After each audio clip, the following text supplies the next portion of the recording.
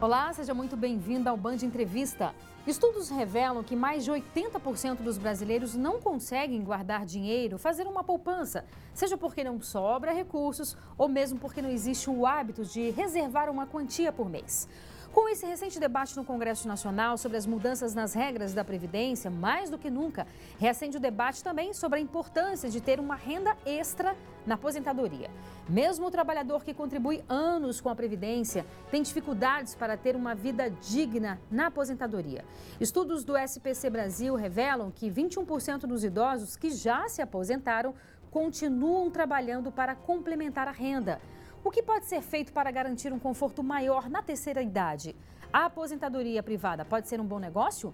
Criar o hábito da poupança também pode ser uma boa alternativa? Bem, para falar sobre este assunto, nós convidamos o especialista em investimentos, Marcos Araújo. Olá, Marcos. Olá, Renata, tudo bem? Seja muito bem-vindo. Obrigada pela sua participação aqui no Band Entrevista. Obrigado, pois é, todo mundo falando de reforma da Previdência, né? Também não por acaso, porque é um tema que diz respeito à vida de todos nós. Exato, nosso futuro. Nosso futuro, né? Eu vou convidar você e a todos que estão em casa para a gente assistir uma reportagem que a gente fez sobre a reforma da Previdência. Lembrando que ainda falta a Câmara dos Deputados aprovar em segundo turno, que só vai acontecer lá no dia 6 de agosto, e depois também o Senado analisar. Mas a gente fez uma reportagem mostrando as mudanças que já foram incorporadas ao texto. Vamos ver. Bacana. Pensar no futuro, ter qualidade de vida na velhice. Você já tem se planejado para o período da sua aposentadoria? Você consegue pensar na sua velhice, assim, se programar pensando, não, esse dinheiro é para quando eu me aposentar? Não consigo.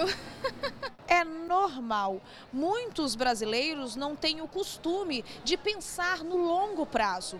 A reforma da Previdência traz mudanças, não somente na Constituição, mas nos hábitos de cada um de nós. Ou seja, nos obriga a programar o futuro financeiro. Economizo. Eu guardando na poupança, faço uma poupança boa, porque mais na frente a gente precisa, né? A gente não pode confiar nesses governos. Os deputados votaram a reforma da Previdência em primeiro turno, mas as discussões sobre o tema ainda não se encerraram. No dia 6 de agosto, após o recesso parlamentar, está marcada a votação do segundo turno no plenário da Câmara. Depois, o texto segue para análise dos senadores. Os pontos modificados no plenário da Câmara foram os seguintes. O texto base previa que policiais federais, rodoviários e agentes penitenciários se aposentassem com 55, ambos os sexos. Com as alterações, poderão receber o benefício aos 53 anos no caso de homens e 52 mulheres. Eles também vão se aposentar com o último salário e receber os mesmos aumentos de quem está na ativa. Outro destaque aprovado garante que mulheres se aposentem com 60% do benefício aos 62 anos, após o mínimo de 15 anos de contribuição. O valor sobe 2 pontos percentuais por ano a mais de trabalho até alcançar a integralidade com 35 anos. O tempo mínimo de contribuição dos homens baixou de 20 para 15 anos, mas o máximo para receber o valor integral foi mantido em 40 e a idade mínima em 65 anos. A pensão por morte foi alterada. O pagamento não poderá ser menor que um salário mínimo se o beneficiário não tiver renda formal. No texto base, havia um redutor para evitar o acúmulo integral de aposentadorias e pensões.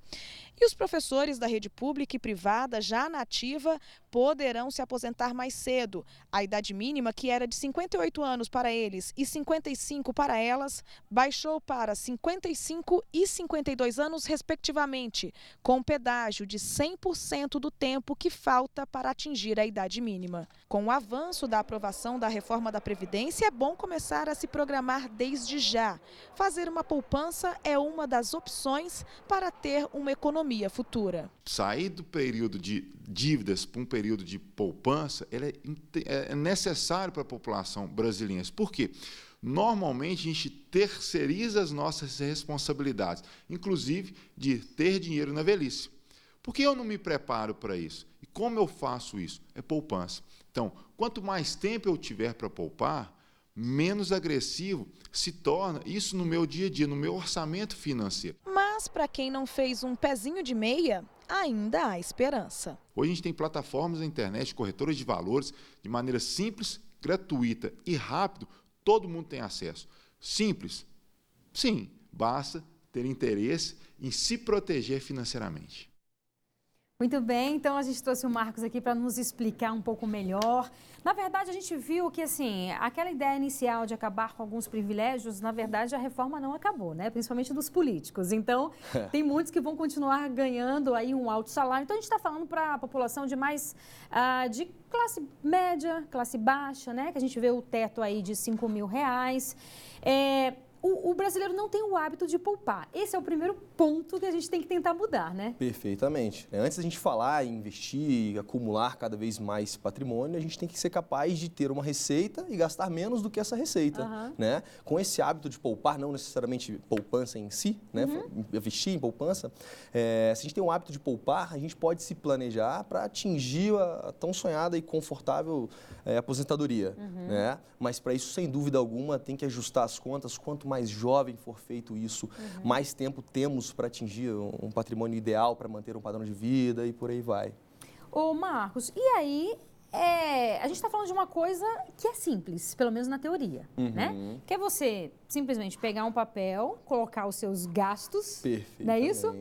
E colocar exatamente quanto que você recebe. Uma vez eu escutei de um especialista, eu nunca me esqueci, que o importante não é quanto que você recebe, o importante é quanto que você gasta. É verdade, Renata, é verdade, sem dúvida. Né? Muitas vezes a gente vê pessoas com bons salários e não conseguem ser agentes superavitários, não conseguem poupar nenhum recurso. E vivem endividados, exatamente, né? Muitas vezes com salários acima da média da população e mesmo assim não consegue poupar, ainda entra no crédito do cartão, rotativo e por aí vai. Né? Então, sem dúvida, acaba sendo cultural também.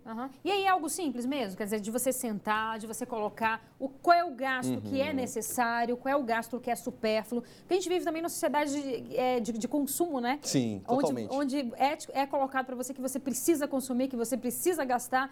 E a maioria das coisas que a gente compra não é uma necessidade. Exatamente, muito mais por impulso, né, Renata? Acho que um ponto interessante de analisar é o seguinte, a maioria dos gastos por impulso e tudo mais, eles acontecem porque a gente não sabe quanto está gastando, né? Simplesmente vai consumindo ao longo dos 30 dias, quando vê, nossa, gastei isso tudo?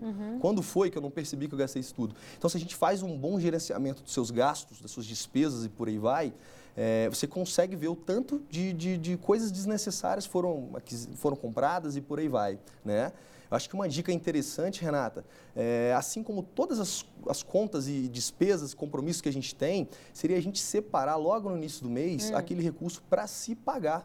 Por que não? A gente paga tudo, a gente honra todos os compromissos. Por que não nos pagarmos logo no início do mês, encara como uma despesa mesmo, como de telefone, televisão, enfim, escola das crianças e tudo mais. Por que não tirar, por exemplo, 5, 10, 15, vai de cada um, tá? Mas por que não a gente não tira logo do início, encara como uma despesa, sendo que, na verdade, você está fazendo uma poupança quase forçada, está fazendo uma previdência privada e por aí vai. Começando assim, com 5, 7, 10% de tudo aquilo que você tem de receita. E aí a gente está falando para várias realidades, né? Claro que tem pessoas que têm dívidas, sem dúvida, né? E aí essas pessoas fica difícil realmente economizar ou poupar alguma coisa. Então a prioridade para essas pessoas, de fato, é pagar essas dívidas. Perfeitamente, perfeitamente. Com a taxa de juros que nós temos hoje, dificilmente, em um investimento conservador, nós teríamos um investimento que daria mais retorno do que mais retorno que o juro que é cobrado na dívida que você tem. Sim. Né? Então, primeira dica para quem está endividado, por exemplo, é elencar os principais taxas de juros que é cobrado daquela dívida, para você priorizar na hora de pagar aquelas que tiverem os maiores custos para você. Maiores taxas de rotativo de cartão e por aí vai. Cheque especial e por aí vai. Sanando esse problema inicial, que é acabar com a sua dívida e simplesmente praticar o ato de poupar e investir em você, a gente pode passar para um planejamento financeiro e assim começar a imaginar os investimentos de curto, médio e longo prazo. Que a gente vai falar sobre isso daqui a pouco. E a gente lembra que esse programa é gravado, mas você também pode participar com comentários e sugestões de entrevistas. Anote o nosso telefone 99976-9204. 99976-9204. E agora a gente faz um breve intervalo, é bem rápido, não saia daí, a gente espera você.